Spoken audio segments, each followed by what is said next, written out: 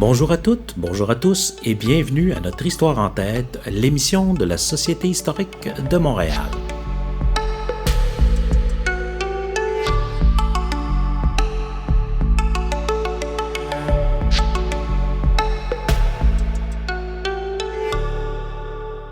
Bonjour et bienvenue à Notre Histoire en tête, l'émission de la Société historique de Montréal. Mon nom est Mathieu Trépanier et aujourd'hui, on parle d'un sujet peut-être moins glorieux, mais absolument crucial à la vie quotidienne des Montréalaises et des Montréalais. On parle aujourd'hui du traitement des eaux usées et la lutte aux inondations à travers le cas particulier de la station de pompage Craig qui a été construite dans l'est de la ville, près du courant Sainte-Marie et du faubourg Amlas en 1887. Et pour nous en parler, on reçoit deux membres de l'organisation Les Amis de la Craig, qui est une organisation vouée à la sauvegarde de l'édifice. On reçoit aujourd'hui Daniel Plamondon et Éliane Bellec. Alors, on se connaît très bien et on va déroger aujourd'hui à une vieille étiquette de la Société historique de Montréal et on va tous se tutoyer, si vous le permettez. Merci beaucoup, Daniel et Éliane, d'être avec nous aujourd'hui à l'émission. Merci. Merci pour le tutoiement aussi.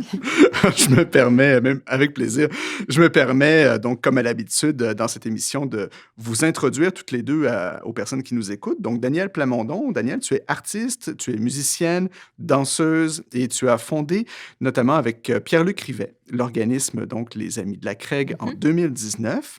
J'ajoute également que tu es une grande voyageuse et notamment, tu es une exploratrice urbaine, chose que je trouve absolument passionnant. Et c'est d'ailleurs ça qui a un peu nourri ton implication envers la préservation de la station de pompage Craig. Donc, merci beaucoup, Daniel, d'être avec nous. Merci. Éliane Bellec, tu es une distinguée membre de la Société historique de Montréal. Tu es presque une habituée de l'émission. On t'a déjà reçu dans le passé, notamment, où tu nous avais brillamment raconté l'histoire des grands magasins et de l'enfance à Montréal au tournant du 20e siècle, qui était ton sujet de mémoire, donc émission de la saison précédente, avis aux intéressés. On peut toujours réécouter les émissions des saisons précédentes de la Société historique de Montréal. Et je rappelle donc pour le bénéfice des personnes qui nous écoutent que tu es historienne et tu es muséologue et que tu es impliquée dans des projets en patrimoine depuis au moins une décennie, depuis au moins 2010, 2012, par là. Déjà, mon Dieu. Ouais. Et les Amis de la Craig, en fait, t'ont invité, si je comprends bien, à rejoindre leur organisme. On peut-tu dire ça, Daniel? On l'a kidnappé. Pour travailler, donc, justement, à la sauvegarde de la station de pompage vers 2021, je pense. Oui, si je ne me trompe pas. Daniel, c'était bien ça? Oui. Donc, merci beaucoup d'être là avec nous aujourd'hui. Je vous propose toutes les deux d'entrer tout de suite dans le vif du sujet parce qu'il y a quand même beaucoup de choses à dire sur la station Craig. Et à commencer, donc, pour les gens qui ne savent pas qu'est-ce que la station de pompage Craig, qu'est-ce que c'est, justement? Est-ce que vous pourriez nous expliquer toutes les deux, en quelques mots, là, justement, qu'est-ce que c'est que cet endroit exactement? Oui, effectivement, il y a beaucoup de choses à dire, puis on va en parler en long et en large aujourd'hui, mais rapidement, là, c'est une station de pompage, donc de l'eau, qui date de la fin du 19e siècle, 1887. Elle est aujourd'hui, elle ne s'est pas déplacée, mais les noms de rue, la configuration du quartier a changé. Donc aujourd'hui, on la trouve rue Notre-Dame, près de la rue de Lorimier. Elle est sur un terre-plein, adossée à un pilier du pont Jacques-Cartier. Mais en fait, le pont est arrivé après. Elle est plus vieille que le pont et elle est entrée en fonction, donc, comme on le disait, en 1887. Et est-ce que vous pourriez, est-ce que tu, Éliane, pourrais nous expliquer, en fait, la raison d'être de la station de pompage Craig, dans le fond, peut-être nous expliquer un peu le contexte et les problèmes que la station de pompage Craig tentait de résoudre quand elle a été construite? Oui, grande question. Mon Dieu, par quoi est-ce qu'on commence? Peut-être pour que le public comprenne bien là, de quoi il s'agit, puis le gros du sujet, il faudrait probablement commencer par la fin. Daniel, qu'est-ce que tu en penses? Oui, exact. Parce que la Craig, aujourd'hui, c'est un vestige qu'on tente de préserver. Et puis ça, on va en reparler plus tard, plus longuement. Mais ce qu'il faut déjà savoir, c'est que c'est un édifice qui fonctionne dans une sorte de réseau avec sa jumelle, qui est la station de pompage Riverside, qui, elle, est construite près de l'embouchure du canal La Chine, à l'ouest du Vieux-Port actuel. Donc, les deux édifices ont joué un rôle hyper important pour le contrôle des inondations, premièrement, mais aussi par la suite pour les eaux usées. Oui, je pense que c'est une bonne idée, effectivement, de commencer en parlant des inondations. Parce que c'est un peu la raison, un peu beaucoup, la raison pour laquelle la Craig est construite. Essentiellement, c'est ça. On l'oublie aujourd'hui, mais Montréal, le sud de la ville surtout, donc l'actuel Vieux-Port, Vieux-Montréal, ça a toujours eu un problème d'inondation vraiment fréquente. À partir de sa fondation, en 1642, Maisonneuve a prié Ville-Marie. Maisonneuve a planté une croix. Oui, il a planté une croix sur le Mont-Royal. Justement, des inondations. Oui, pour sauver Ville-Marie des eaux. Il a comme prié, pas Ville-Marie, mais il a prié le Dieu pour qu'il sauve Ville-Marie des eaux. Et on était à Noël 1642. Alors, les redouts, les inondations comme ça, c'est très fréquent jusqu'à la fin du 19e siècle, donc pendant plus de 250 ans. Et justement, c'est quoi, question bête un peu, mais quand même, qu'est-ce qui cause les inondations pendant aussi longtemps dans l'histoire de la ville? Dans le cas spécifique de Montréal, les gens s'en doutent, la météo, donc c'est souvent les redouts quand c'est en hiver ou de manière très, très, très fréquente, c'est les embâcles de glace qui s'accumulent au printemps. Donc, ça s'accumule sur les rives. C'est vraiment très impressionnant, là. Il y a des représentations en peinture, en photographie, au 19e siècle, donc de ces amoncellements de glace qui se forment le long des berges. Et si les gens dans le public veulent un peu essayer de visualiser, il y a des images d'amoncellement de glace qui montent parfois aussi haut que la moitié du marché Bon Secours environ. Mm-hmm. Donc, si les gens se souviennent un peu là, sur la rue de la Commune, ça veut dire que ça vient quand même grimper quand même très haut. Des fois, il y a même des photos de gens qui ont grimpé sur les embâcles de glace. C'est assez surprenant. Les journaux d'époque, des fois aussi, ça montre que le public vient près des rives pour voir le phénomène parce que ça se produit d'un coup habituellement. Tu sais, l'eau amène la glace comme, pardonnez-moi l'anglicisme, mais une espèce de roche. Et ça vient comme vraiment porter les bancs de glace sur les bords de la rive. Et le bouchon que ça crée, plus la fonte accélérée, donc il y a du courant d'eau, c'est tout le réseau hydrographique qui amène l'eau des forêts aussi. Donc, ça vient créer ces phénomènes-là d'eau qui montent à des niveaux variables. Les gens qui vivent près des rives du Saint-Laurent à chaque printemps, là, on le sait. Là. Mais pour Montréal, pour le centre-ville, disons qu'on a un peu oublié que ça avait vraiment affecté le cœur de la ville. Oui, puis ça a dû occasionner des problèmes assez graves parce que j'ai en mémoire, sûrement des personnes qui nous écoutent aussi connaissent ces photographies-là du 19e siècle en particulier, là, dans des collections, par exemple, des musées comme le McCord ou Pointe-à-Calière, dans lesquels on voit justement des scènes qui ont complètement disparu aujourd'hui et qui étaient très impressionnantes, où on voit les embâcles comme ça, des scènes d'inondation dans ce qui est aujourd'hui le bas de la ville. Absolument. Oui, et vous vous doutez que c'est pas nécessairement agréable là, de vivre une inondation d'hier à aujourd'hui. Mais en plus de ça, quand ça arrive dans un secteur qui est très dense, avec beaucoup d'habitations, des commerces, des entrepôts, ça vient amplifier le problème parce que ça endommage les habitations, bien sûr, mais aussi les marchandises, le matériel.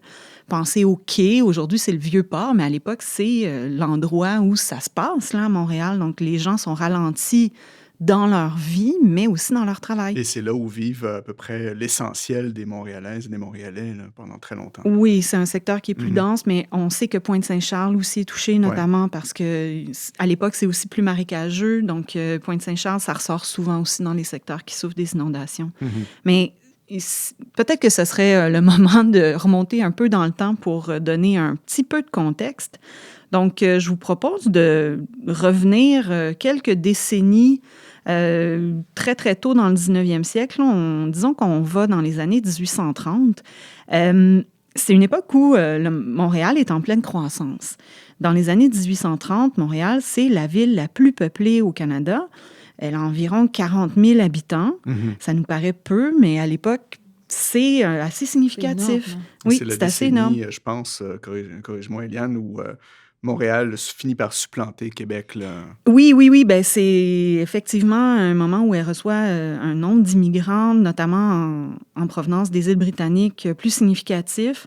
Il y a du commerce qui se met en branle. Il y a toutes sortes de choses qu'on ne peut pas détailler aujourd'hui, mais effectivement, c'est le moment où Québec reste la capitale politique, mais vraiment Montréal devient comme un cœur industriel qui va le devenir de plus en plus, une plaque tournante. La plaque tournante des échanges. Oui, parce qu'en plus, elle se transforme déjà pas mal depuis le début du siècle, Montréal. Il y a des travaux de démantèlement des fortifications autour des années 1820 à peu près. Ensuite, on a le canal de la Chine, le fameux canal de la Chine, qui a ses premières itérations là, dans cette tranche temporelle-là, à peu près. Et elle est donc dans une intensification de son industrialisation.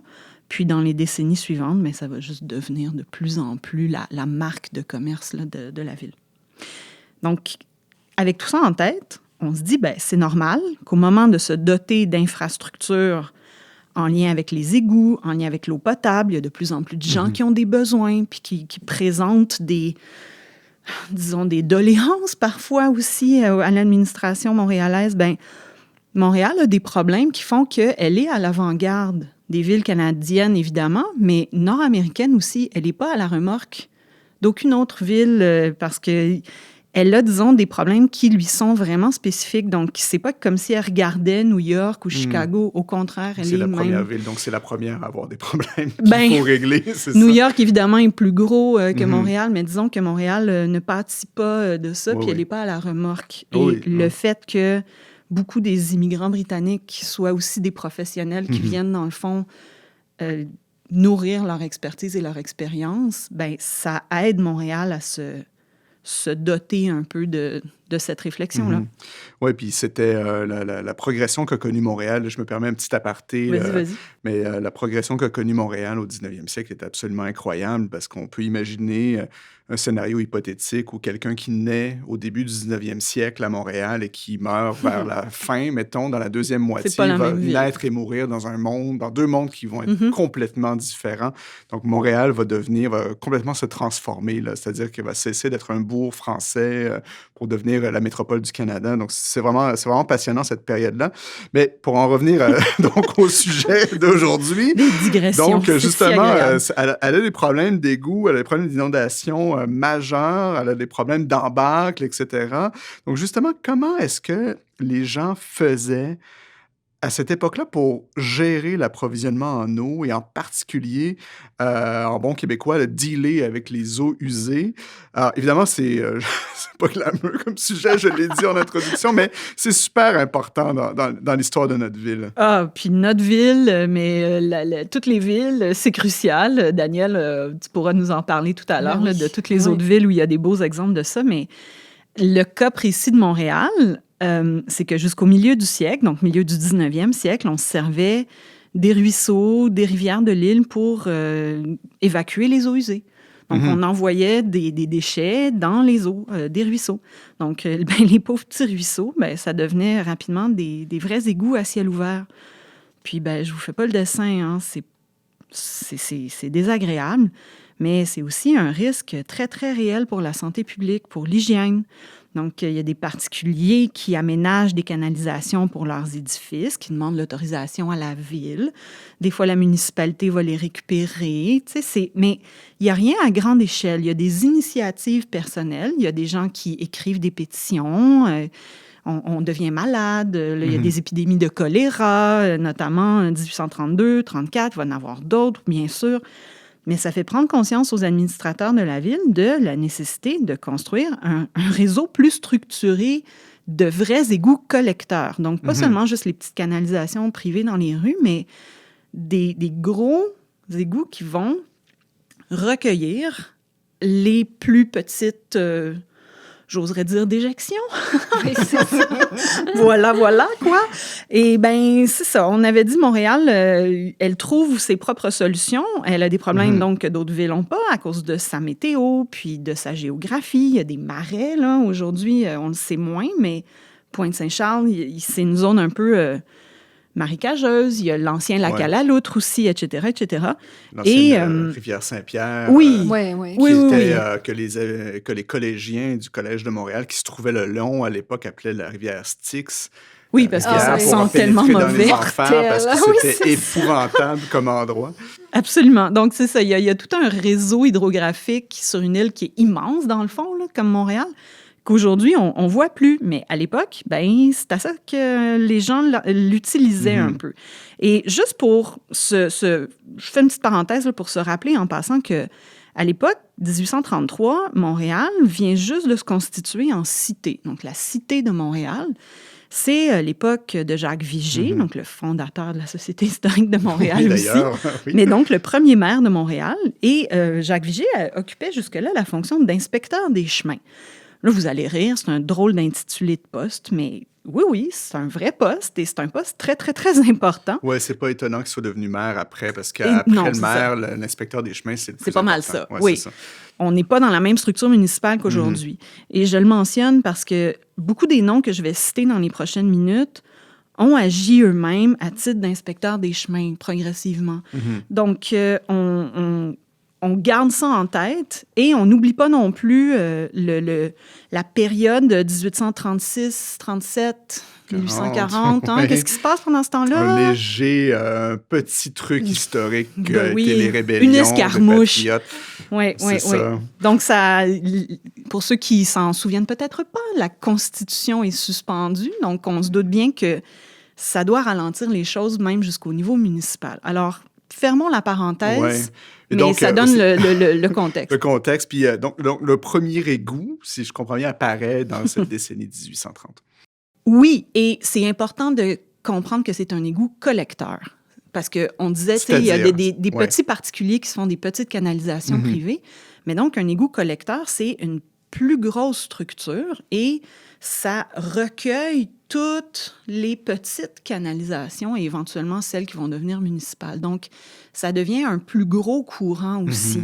Et c'est pas anodin, donc, que le premier égout collecteur collecte le Styx, la petite rivière Saint-Pierre. Et aujourd'hui, la petite rivière Saint-Pierre, elle est encore, ben mon Dieu, est-ce qu'elle existe toujours? encore? Ben oui, Elle est un peu toujours. fantôme, disons qu'elle a son lit d'humidité. Oui, Oui, c'est ça, la charmante petite rivière Saint-Pierre. il restait, je me permets de Vas-y, t'interrompre, Daniel. mais il restait un petit bout du bras de la rivière Saint-Pierre dans le golfe Meadowbrook, Mm-hmm. à Côte-Saint-Luc, puis qui est c'est vrai. maintenant canalisé, Canalisé. dernièrement. Oui, c'est ça. Donc, jusqu'à une année ou deux, on avait un petit bout de la rivière Saint-Pierre qui était vivant, mais Quand on se balade malheureusement. dans l'égout collecteur du musée, qui fait partie du musée de Pointe-à-Calière aujourd'hui, on ressent un peu l'humidité de la Oui. rivière Saint-Pierre qui est en dessous de nous. Hein, à Ah cet oui, endroit-là, puis c'est assez intéressant. Je vous comme endroit. partage une anecdote. Pour avoir été guide à Pointe-à-Calière, il y a des moments où, justement, les printemps avaient comme un petit peu plus de flot, d'eau, disons. Il y avait un petit peu plus de courant. Et effectivement, tu vois l'eau circuler Ouais. dans les contrebas de l'égout. Et il y a des pompes, encore aujourd'hui, dans le musée, pour pas que ça monte trop, parce qu'il y a des époques où, quand même... il y a eu des accumulations, n'est-ce pas? Oui. Donc, c'est pour ça qu'on dit qu'elle est encore un peu en vie, mais la canalisation donc, de la petite rivière Saint-Pierre, aujourd'hui, si vous voulez la visiter, mesdames, messieurs, c'est au musée Pointe-à-Calière que ça se passe. Mais donc, en attendant d'avoir un vrai réseau, si on revient dans nos années 1830, mais il va s'écouler, près de 3 décennies. Donc, entre 1830 et 1880-90, là, et on va avoir des démarches, on va avoir des manières d'étudier un peu la question, mais on ne prend pas vraiment de décision. Je vais vous expliquer un peu pourquoi. Le réseau n'est pas exactement développé complètement comme on le connaît actuellement. Donc, ce qu'il faut se souvenir, c'est que c'est assez inégal. Dans certains quartiers... Bien, certains s'en rappellent peut-être, il va falloir attendre même le 20e siècle pour avoir des toilettes privatives pour chaque logement. Donc, bon, tout ça n'arrive pas d'un coup. Et donc, le fait d'avoir un système complet et surtout public, ça, c'était pas du tout une évidence au début. Pas du tout. Pas du tout. C'est des travaux énormes, c'est des travaux coûteux. Et surtout pour ce qui est de l'eau potable, l'aqueduc, là, dont on parlait un petit peu plus tôt, on va voir des initiatives qui viennent du privé. Et donc, les quartiers, des fois mieux nantis, vont être équipés avant les quartiers plus populaires. Oui, un grand classique. Oui, oui. Oui, ça me fait penser que c'est le même. Je fais une petite digression rapide, là, mais c'était exactement le même cas de figure un peu plus tard dans l'histoire pour ce qui était du déploiement du réseau électrique. Oui, oui. L'historienne Émilie Girard nous en parlait un petit peu plus tôt dans la saison, justement, dans ces deux parties là, sur l'histoire d'Hydro-Québec. Là, au tout début, là, c'était totalement inégal l'accès. Oui. Mais je ferme la parenthèse de l'électricité. Mais c'est intéressant, on peut tout à fait faire le lien parce que c'est des grands systèmes publics et ça nous donne un peu la mesure de comment on considère les services publics et qui est responsable de payer pour ça. Est-ce que c'est nous? Comment on s'arrange, tu sais? Et toujours est-il que les administrateurs de la ville à l'époque se préoccupent de la question, donc dès les années 1830-40. On a parlé de Jacques Vigée. On va nommer John Hostel aussi, qui est un architecte important pour Montréal, notamment, et qui va commander un premier plan de drainage sérieux. Et ce premier plan détaillé est proposé en 1849, donc ça prend quand même encore quelques années, par un certain James A.B. McGill. Donc là, c'est pas James McGill. James Fondateur de l'université, lui, il est mort en 1813. Okay. On se doute que c'est la filière des McGill, là, mais voilà. C'est pas le même gars, mais donc, il propose ce plan-là. Ce plan-là est rejeté. C'est trop ambitieux, c'est trop coûteux. 5 ans plus tard, on est en 1854, on demande à Charles Tate, qui est un autre ingénieur qui est associé à cette période-là de projet de génie sanitaire. On lui demande de réviser le plan. Le plan est aussi rejeté, c'est trop coûteux. Bon, en plus, on décide à l'époque de prioriser l'aqueduc. C'est un sujet pour un autre épisode complètement. D'ailleurs, c'est absolument passionnant. Mais ce que ça nous permet de constater, c'est que c'est une période où on voit une espèce de lente et longue valse hésitation entre les administrateurs, les ingénieurs municipaux, sur la conception, les structures à adopter, les meilleurs coûts, et voilà, et voilà. Mais donc, une fois que l'aqueduc est complété, on est en 1856, et en plus, avec les nombreuses plaintes de la population et des commerçants, notamment les Molson, ben, les élus ils vont finalement lancer les premiers vrais projets. Là, c'est le temps qu'on s'attaque à la question. Et c'est un autre inspecteur des chemins à l'époque, John P. Doyle. Lui, il propose en 1857 un plan qui mène à la construction de 6 grands égouts collecteurs. Et là, on va faire ça dans les années 60. Et les travaux vont être supervisés par un autre inspecteur des chemins, Patrick McQuiston, qui est un super expert qui a fait ses classes en Angleterre, en Inde, en Écosse. Donc, c'est ce que je disais aussi tout à l'heure. Tu as des expertises qui arrivent et qui vont faire de Montréal la métropole qu'elle va devenir donc dans la deuxième moitié du 19e siècle. Et on atteint déjà la fin de la première partie de l'émission. Alors, je propose de prendre une pause musicale. On va se retrouver tout de suite après, tous les trois, donc Eliane et Daniel, pour évoquer donc justement l'apparition de la station de pompage Craig, justement dans cette décennie-là. On se rejoint dans quelques instants.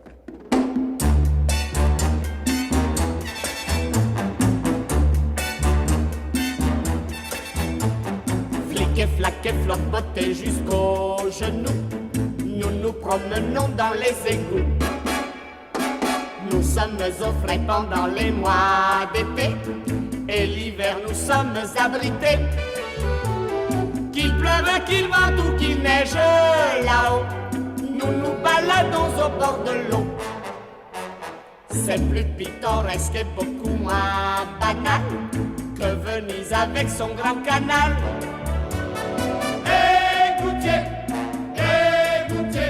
ah, le joli métier que celui d'égoutier. Écoutez, ah, le joli métier d'égoutier.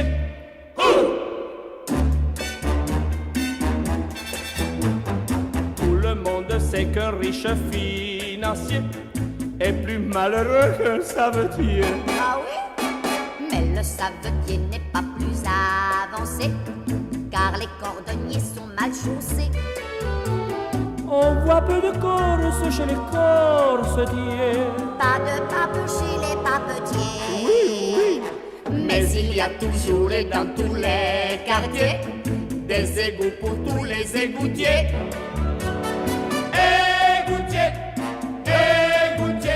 ah, le joli métier que celui des gouttiers. Et gouttier, a le joli métier des gouttiers. C'est à moi maintenant. C'est trop terre à terre d'être terrassier. Et ça jette un froid d'être glacier. On voit tout à noir quand on est charbonnier. On se barbe quand on est barbier. Nous connaissons tous la vie du percepteur et la triste vie du ramoneur. Si vous connaissiez celle de l'épicier, Vous seriez heureux d'être gouttier. Et gouttier, a le joli métier que celui des gouttiers. Et gouttier, a le joli métier des gouttiers.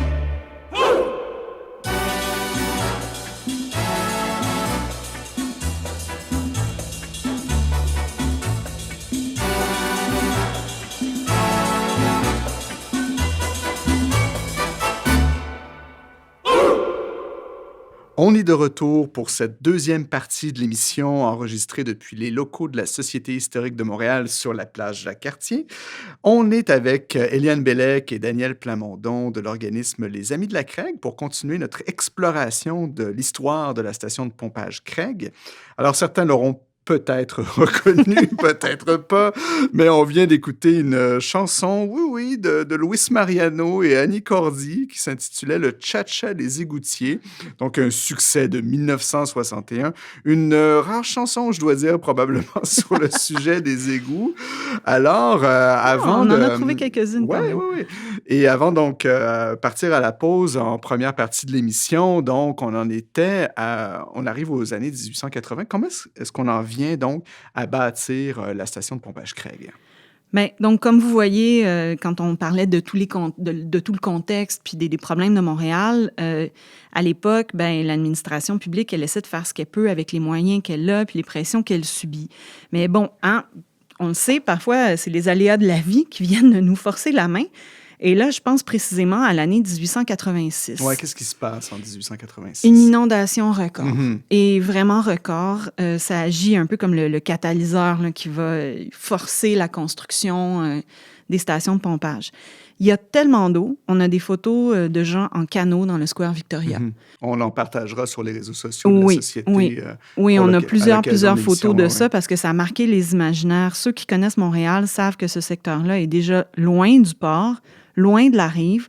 Donc, imaginez l'état des secteurs des quais, près de la rue Notre-Dame, de la Commune, rue Saint-Paul, du secteur de Pointe-Saint-Charles, qui est beaucoup plus près de l'eau qu'aujourd'hui. Mm-hmm. C'est dramatique.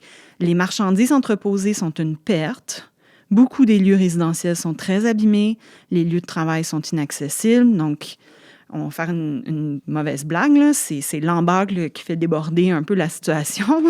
Mais là, c'est final. Mm-hmm. C'est le temps qu'on trouve la solution. Et on décide donc de concrétiser un projet qui était déjà un peu dans les plans depuis quelques années. Et les deux nouvelles stations de pompage qu'on va construire sont conçues donc par des architectes canadiens-français, Maurice Perrault et Albert Ménard, et elles sont construites en 1886-87, okay, donc dans l'année qui suit quand même. Ah oui, donc c'est intéressant que ce soit des Canadiens-français qui sont les architectes de la station de pompage Craig et Riverside, donc si je comprends bien, tu fais les deux. Oui. Et c'est intéressant parce que c'est pas, je fais une petite digression rapide, mais c'est une profession d'architecte qui n'était pas, où les francophones n'étaient pas spécialement représentés, surtout pour les équipements techniques et industriels à cette époque-là. Mais OK, donc c'est très intéressant. Non, c'est vrai, il y a assez peu de Canadiens français encore. Les systèmes d'éducation ne sont pas les mêmes que quelques années plus tard. Et ça témoigne d'une manière de travailler qui est peut-être plus collaborative qu'on serait porté à le penser, entre les architectes francophones, les ingénieurs anglophones, puis les ouvriers aussi, qui ont peut-être toutes sortes d'origines. Il faudrait creuser la question, ce serait intéressant. Mais toujours est-il que les stations sont construites à des endroits qui sont très stratégiques. Près d'une embouchure de cours d'eau déjà, ou près d'un pied de courant. Dans le cas de la Craig, c'est le fameux pied du courant, donc le courant Sainte-Marie, en aval du fleuve.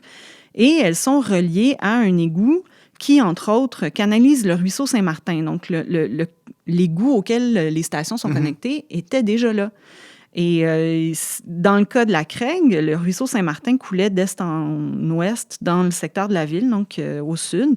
La Molson s'en servait aussi là, pour sa production de bière. Donc, quand on est dans ce secteur-là, on est dans le coin du ruisseau Saint-Martin. Et la canalisation, donc, qui existe déjà, ça nous permet d'installer les pompes et ces chaufferies, donc la station, au-dessus de la canalisation. Mais justement...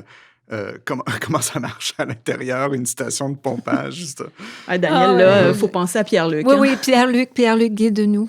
Pierre-Luc, c'est le spécialiste de tout ce qui s'appelle mécanique de plomberie, de tuyaux, etc. Pierre-Luc Rivet, donc je me rappelle, qui est cofondateur des Amis de la Craig. Exactement. Donc, si on veut faire quelque chose de... Petite explication simple, il faut empêcher l'eau du fleuve de remonter par les canalisations des égouts qui allaient jadis directement dans le fleuve. Donc, il y a une écluse qui est installée qui bloque. Tu montes, tu descends et ça bloque l'eau qui s'en vient, l'eau qui veut aller inonder partout. Et puis, là, il y a tout un système de pompes qui nous amène l'eau de l'autre côté. Et les pompes là, qui ont une force... mon Dieu, équivalente à 300 chevaux vapeur, qui est quand même assez impressionnant, puis qui fournissait un débit total de 72 000 gallons par minute. Donc, la pression que ça créait empêchait vraiment toute possibilité de refoulement en amont de l'église. Donc, j'ai dit l'église, hein?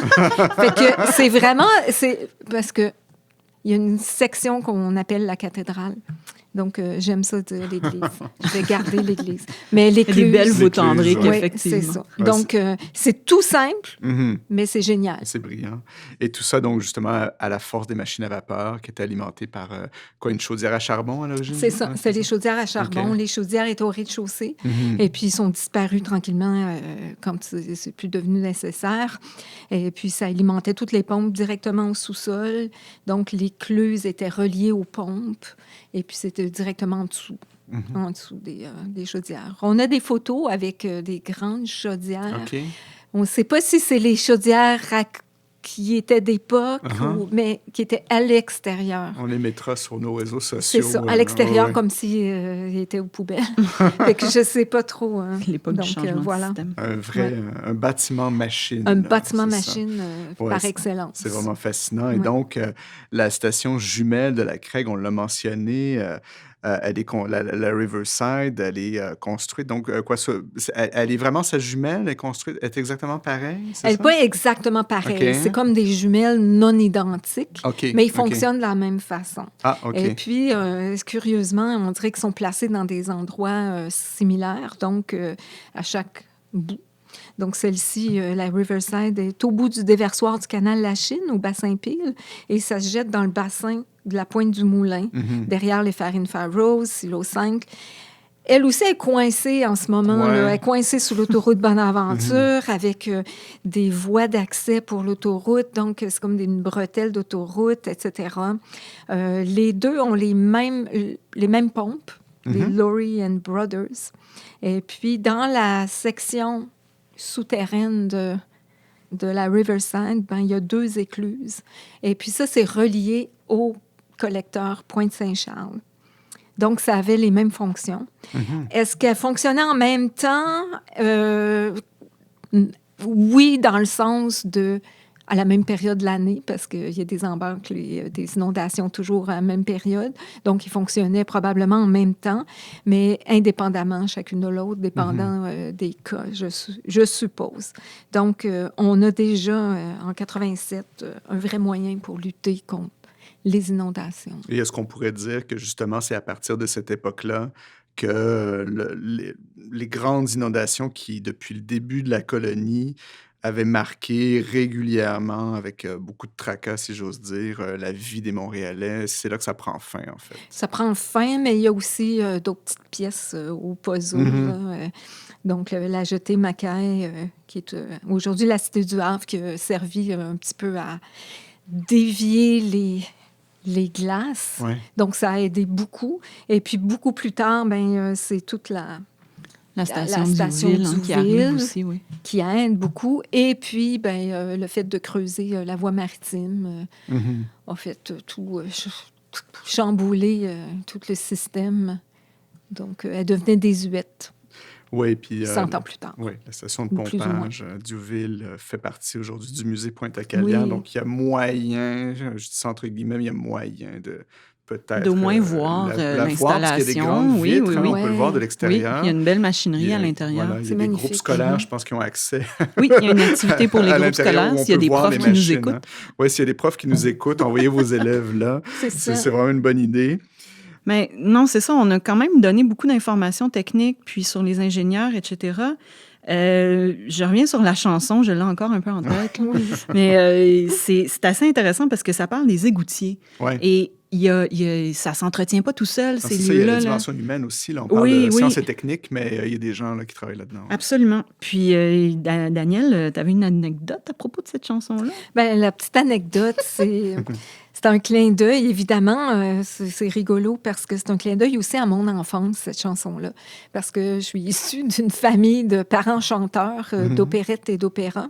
Et puis, ça vient d'une opérette de Francis Lopez qui s'appelle Visa pour l'amour. Alors, le chacha des égoutiers dans Visa pour l'amour, j'aimerais en savoir plus long. Oh, wow. Tu sais. Mais Francis Lopez, on lui doit La Belle de Cadix. Et puis, en tant que danseuse de flamenco, j'ai dansé dans La Belle de Cadix au Théâtre Saint-Denis il y a plusieurs années. Ouais, tout est dans tout. Hein, Oh mon Dieu, on fait des liens exactement, incroyables. exactement. Je fais des zigzags, zigzags dans les égouts de Paris. Je vois des rats, des souris, ça sent pas très bon par ici. De l'eau dans les tuyaux, de l'eau sale et de l'eau de pluie. J'ai visité les égouts de Paris. 3 mètres en dessous, sous chaque rue y a un égout, y a une ville sous la ville, des galeries, les égoutiers nettoient. Ça n'en finit pas. Je fais des zigzags dans les égouts de Paris. Je vois des rats, des souris, ça sent pas très bon par ici. De l'eau dans les tuyaux, de l'eau sale et de l'eau de pluie. J'ai visité les égouts de Paris. Il y a de gros engins, un nom pour chaque souterrain. Beaucoup de boue et même un crocodile perdu vers la station d'épuration. Je fais des zigzags dans les égouts de Paris. Je vois des rats, des souris, ça sent pas très bon par ici. De l'eau dans les tuyaux, de l'eau sale et de l'eau de pluie. J'ai visité les égouts de Paris.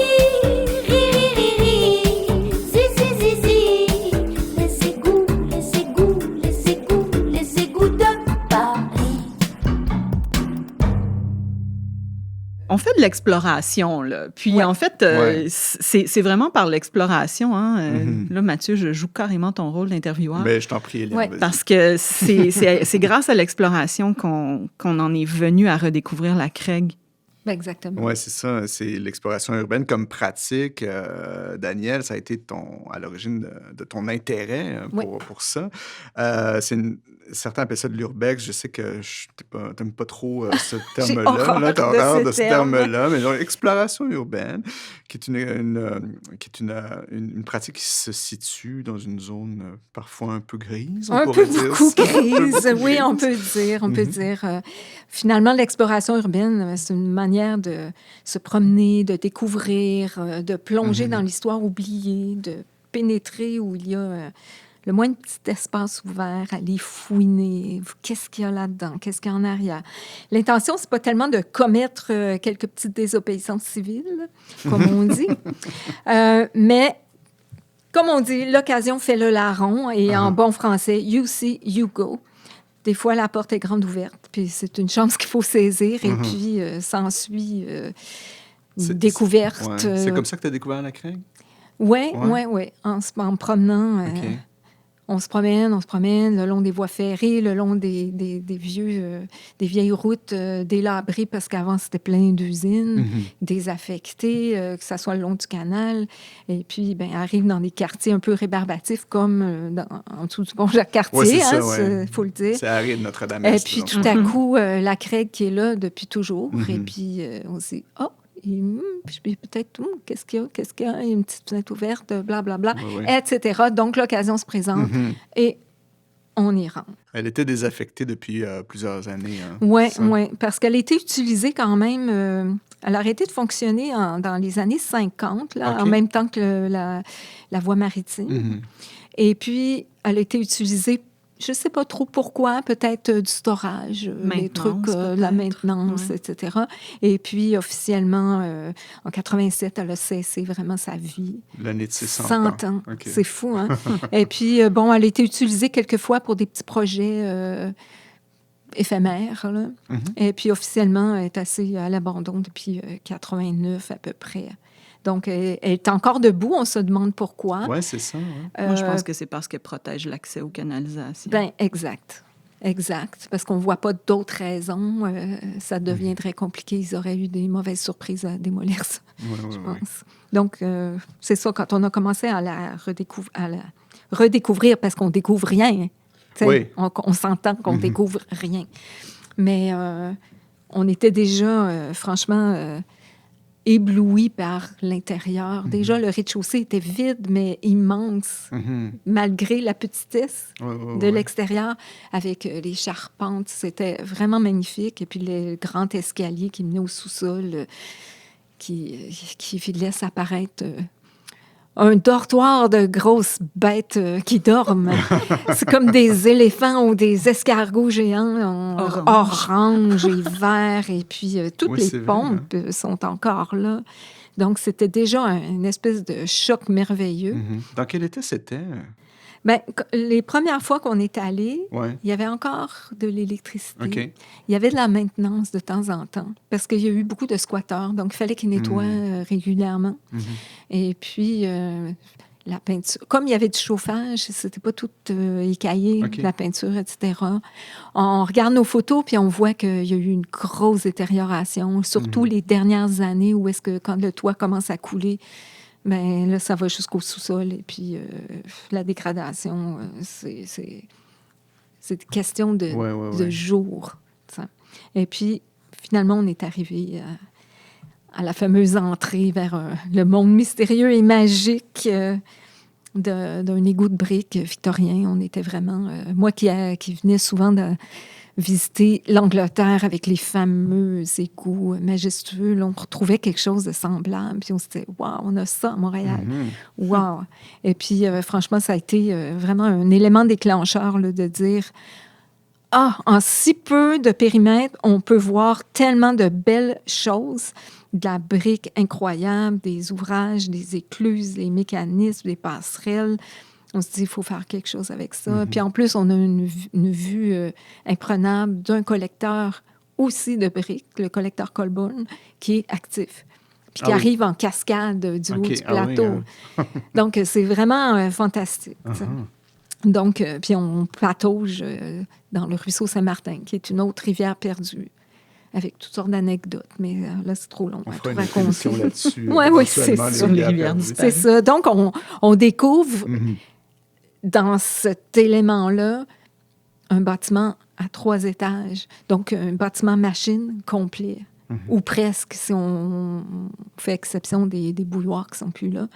Donc, partout en Europe, le musée des égouts ou une station de pompage, mais pas tout ensemble. Donc là, on a un musée centre d'interprétation verticale. C'est assez impressionnant. Donc, on a décidé, à un moment donné, Pierre-Luc et moi, de se dire, il faut absolument faire quelque chose. Ça serait le fun de faire un musée d'interprétation. On s'imagine donner des visites. Là, on rêve, on en parle. Puis arrive les PPU des Faubourgs, le programme particulier d'urbanisme. Et puis, on cherche une vocation pour la CREG. ben ça tombe pas dans l'oreille de sourd. ouais. Et puis on s'est dit, bon, ben on tente le tout pour le tout. On écrit un mémoire, on partage nos photos parce qu'il faut absolument que ça soit vu. Donc, des photos prises illégalement, là, on va l'avouer. Et puis, il faut présenter ça. Peu importe ce qui arrivera, si on se fait taper sur les doigts, si on finit en prison, que sais-je. Mais on l'a présenté non seulement le mémoire en tant que tel, mais aussi un truc avec photos, etc., présenté live devant le commissaire, qui n'était que de « oh » et de « ah, ah bon, ah, wow, ah, oh ». Donc, voilà. Donc, et la puis, réception a été c'est plutôt positive à très, votre projet. très positive. Puis, de fil en aiguille, il y a un qui nous invite, etc. On a été invité par le comité sauvegarde donc de la Ville de Montréal. Et puis, depuis ce temps-là, le comité existe. C'est vraiment intéressant parce que la question de la requalification des bâtiments comme ça était vraiment intéressante. Puis c'est un exemple d'implication citoyenne qui porte fruit, justement. Ben, exactement. Ouais. Puis à l'heure où on enregistre l'émission, la CREG, donc, elle est, pour les gens qui empruntent tous les matins et tous les soirs la rue Notre-Dame pour aller travailler ou en revenir, ils le savent, mais donc elle est démantelée pour l'instant, c'est ça? Ouais. En surface, ça a été démantelé, mais il faut dire que c'est sécurisé, donc il ne faut pas s'inquiéter. Et puis, bien entreposé, mais le sous-sol est protégé et puis intact. OK. Donc, il a fallu faire ça, il a fallu démanteler parce qu'il fallait préserver les éléments importants qu'on pouvait garder pour le projet de la reconstruction. Donc, comme elle s'effondrait sur elle-même, tout risquait d'être vraiment gaspillé. Donc, c'est évident que il fallait faire quelque chose tout de suite. Puis d'ailleurs, avec un relevé LIDAR, on a eu la preuve que c'était en vraiment mauvais état. Donc, c'était difficile, mais il fallait le faire. Tu sais. C'est comme quand on voit ton enfant se faire opérer, tu veux pas. Puis s'il est dans un coma artificiel, tu veux pas. Mais tu sais qu'il va revenir en bonne santé. C'était émotif. On était émotifs. Hein. Je pense, moi, j'ai toujours... Pour moi, un édifice patrimonial, c'est pas juste l'édifice, c'est tous ceux qui ont travaillé dedans, à le construire, qui l'ont vu. Fait que... c'était un moment important. C'est ça. Puis on a laissé tout ce qui était possible de laisser. Tout ce qui tenait, on l'a laissé là. On l'a laissé là pour qu'il soit mis en valeur, pour que ça reste dans la mémoire collective tout le temps.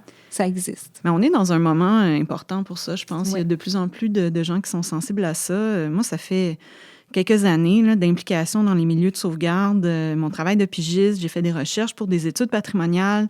J'avoue que j'ai trouvé dans le comité municipal une volonté de concertation, de collaboration que je n'avais pas vue dans d'autres situations. Je pense que la sensibilisation commence à se faire dans la population, dans les milieux urbanistes, architecturaux, municipaux. Puis la composition du comité témoigne de ça parce qu'il y a nous, mais il y a des responsables municipaux, autant de la culture ou du patrimoine immobilier. Il y a l'Écomusée du Fier-Monde, donc on a du culturel du quartier. Il y a le Conseil des métiers d'art du Québec, l'Association québécoise du patrimoine industriel. Il y a les Forges de Montréal qui occupent... Montréal. Oui, Héritage Montréal est là. Les Forges de Montréal qui occupent la Riverside sont là aussi. Donc, c'est un beau laboratoire. On tente de faire un peu les choses autrement. Ça s'est vu pour le démantèlement. Puis, on a été vraiment heureux de compter sur des artisans qui font partie d'un nouveau programme de formation. Oui, ça, c'est intéressant. Oui, c'est monté par le Cégep du Vieux-Montréal et le Conseil des métiers d'art du Québec. Les Forges participent à ça aussi. Donc, c'est chouette parce que la Riverside vient un peu comme sauver sa sœur. C'est ça. je fabule, mais c'est drôle comme symbolique parce qu'ils ont pu avoir accès au chantier avec les autres ouvriers. C'est nouveau comme démarche, mais au final, j'ai le sentiment que ça donne un nouvel exemple. Puis, les artisans charpentiers, il y a des tailleurs de pierre, des forgerons, des menuisiers. Ils ont eu des pièces importantes entre les mains dans un état assez bon. On ne s'attendait pas à ça. Puis, on va pouvoir les réutiliser, ces pièces-là, parce qu'on a vraiment l'intention de rebâtir. Parce que j'imagine que la valeur patrimoniale conditionne en grande partie l'enjeu là, autour de sa sauvegarde. Puis en plus, si ça devient un chantier-école, c'est vraiment un exemple là, de comment faire les choses maintenant. Oui, absolument. Justement, c'est quoi les projets pour la CREG là, dans... Est-ce qu'on a le droit d'en parler? Pour conclure l'émission, est-ce qu'on arrive à la fin, malheureusement? C'est incroyable comment on pourrait en parler longtemps, hein, mais on rêve beaucoup. Puis avec le comité, rien n'est fait encore, mais on met beaucoup d'énergie à essayer de concevoir quelque chose. Il y a des acteurs du milieu culturel aussi qui nous aident à évaluer la pertinence d'un centre d'interprétation. Nous, on aimerait bien faire un lieu comme ça qui permette aux gens de découvrir l'histoire de l'endroit, mais qui permette aussi de parler d'environnement, de gestion de l'eau, un lieu hybride. Puis, Daniel, tu as vu d'autres endroits dans d'autres pays, donc souvent, l'inspiration, elle est là. Oui, c'est ça. C'est faisable, on le sait. Donc, on rêve que d'ici 10 ans, on ait un centre d'interprétation qui s'appellerait CHIC, Centre d'histoire d'interprétation de la Craig. On a un petit musée ambulant. Vous avez fait une expo, d'ailleurs, au Fier-Monde. Et puis, on a il y a plusieurs le parcours des faubourgs qui est dehors. Oui. Les gens peuvent aller le faire. On va faire des visites aussi. On fait des conférences, etc. Oui. Donc, on essaie de garder ça tout le temps vivant. Donc, le CHIC fait son petit chemin en attendant que le vrai ait une porte avec une clé et qu'on ait la clé. C'est ça. On arrive maintenant, malheureusement, c'est vraiment la fin de l'émission. Alors, si les gens qui nous écoutent, vous voulez en savoir plus, rendez-vous sur la page Facebook des Amis de la Craig pour suivre leurs activités, leur actualité. La Société historique de Montréal vous suggère également, sur le sujet de l'histoire de la gestion de l'eau et des égouts à Montréal, l'excellent ouvrage de l'historien Robert Gagnon, intitulé « Questions d'égouts », publié chez Boréal, ainsi que « L'eau, l'hygiène publique et les infrastructures », publié en 1996 sous la direction de l'archéologue Louise Potier. Je vous remercie beaucoup, Éliane Bellec et Daniel Plamondon, d'avoir été là aujourd'hui. Merci Vraiment à vous. très, très apprécié. Un grand merci également à Antonin Vyss à la prise de son.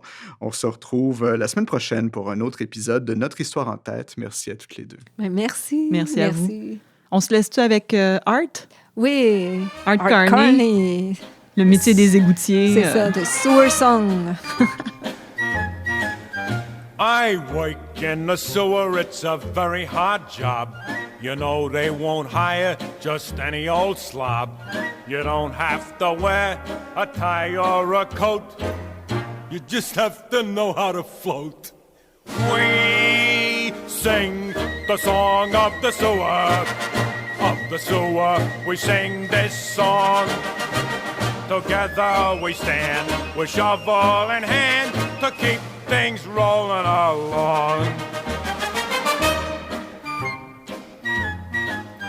I work down a manhole with a guy named Bruce, and we are in charge of all the refuse. He lets me go first while he holds the lid. I'm telling you, sheesh, what a sweet kid. We sing the song of the sewer. Of the sewer, we sing this song. Together we stand with shovel in hand to keep things rolling along. Ooh, ooh, ooh. A funny thing happened to Bruce yesterday. The tide came along, he got carried away. He come out in Jersey, but it's okay now, 'cause that's where he lives anyhow. We sing the song of the sewer. Ooh. Of the sewer, we sing this song. We'll sing the song. Together we stand with shovel in hand to keep things rolling along. Dilly baba, doodly beep. My father, he worked in a sewer uptown. I followed his footsteps and worked my way down. That's how I began in this here industry. I just sort of fell into it. Lucky me.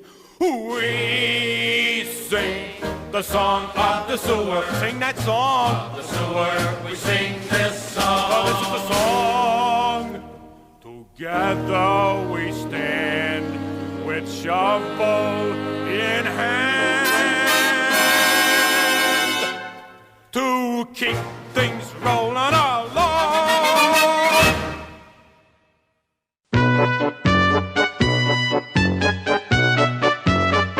Cette chanson incontournable raconte l'histoire banale d'un déboucheur d'égout. Complainte du déboucheur d'égout en scie minée. C'était un déboucheur d'égout qui aimait son métier, dégoutier, jamais dégoûté des égouts. Glou glou. il avait du goût pour les trous. La laïtou, la laïtou, la laïtou. Il vivait sans dessus-dessous, loin des ragots de la rue. Du dessus, il clamait frottant des deux mains, égout sale du matin chagrin. Et les soirs de fiesta, il chassait le rat gras. Car il avait du goût pour le ragoût de rat d'égout. Car il avait du goût pour le ragoût de rat d'égout.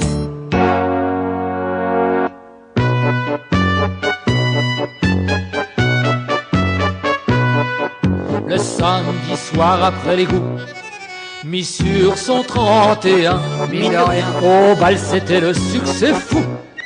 On l'appelait Robin d'égout, c'était le clou dans son igloo. Igloo, igloo, igloo, et il est des nôtres. Il drague la gueuse comme nous autres. Oh là là. Contre le mauvais goût. Envers et contre tout. Il cachait ses cachous dans ses chaussures en caoutchouc. Il cachait ses cachous dans ses chaussures en caoutchouc. Deuxième époque, c'était un déboucheur d'égout qui aimait son métier, dégoutier, jamais dégoûté des égouts. Glou glou, il avait du goût pour les trous. La laïtou, la laïtou, la laïtou. Hélas, un déboucheur d'égout, me direz-vous, n'a pas de débouché dans son métier. Un matin, il eut la berlue. Qui l'eût cru? Son égout avait disparu. La bouche cousue, voix sans issue, c'était foutu. Seul, seul, seul, seul, dans l'adversité, il dut se recycler. S'abaisser à monter au premier. Ainsi font les déboucheurs d'égout qui aiment leur métier d'égoutier, même si leur vie est pleine de trous. Chantons vive le tout à l'égout.